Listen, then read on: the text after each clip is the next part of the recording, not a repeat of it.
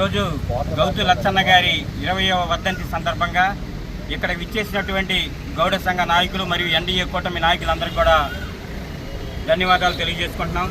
ఆ మహనీయుడికి ఘనంగా నివాళులు అర్పించడం మా అదృష్టంగా భావిస్తూ ఉన్నాం. ఏదైతే వెనుకబడిన ప్రాంతాలలో నేటికి కూడా పిలువబడే శ్రీకాకుళం జిల్లాలో మారుమూల ప్రాంతంలో పుట్టినటువంటి గౌతు లచ్చన్న గారు స్వాతంత్ర సమర యోధుడిగా ఆ రోజు గాంధీ గారి దగ్గర నుంచి క్విట్ ఇండియా ఉద్యమం దగ్గర నుంచి ఎన్జీ రంగారావు గారితో పాటుగా పనిచేసి అనేక విప్లవాలు చేసి స్వాతంత్రానికి కారణమైనటువంటి మహానుభావుడు.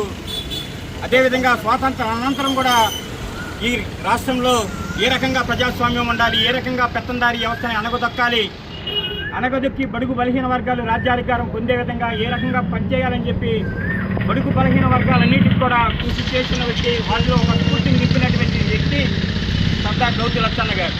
ఆయన ఇందాక లిటిస్ చెప్పినట్టుగా ఆయన ఆశయాలను మనం కొనసాగించాలి. ఏ రకంగా ఆయన బడుగు బలహీన వర్గాలకి సేవలు అందించాడు. వారి కుటుంబంలో కూడా నేటికి కూడా గౌతు శిరీష గారు ఈ రోజుకి శాసనసభ్యురాలుగా ఉన్నారు. అదేవిధంగా సేవకి ఆవిడ కుటుంబం అంతా కూడా ఆ జీవితం అంకితం చేస్తూ ఉన్నారు. ఆ రకంగా నేడు కూడా గౌతు శ్యామసుందర్ గారు కావచ్చు, శిరీష గారు కావచ్చు, గౌతు లచ్చన్న గారు కావచ్చు, రాజకీయాల్లో నిరంతరం కొనసాగుతూ బడుగు బలహీన వర్గాలందరికీ కూడా సేవలు చేస్తూ ఉన్నారు.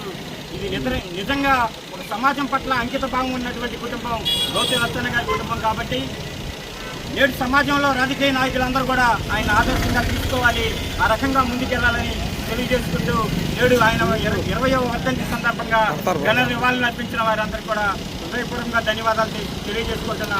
అదేవిధంగా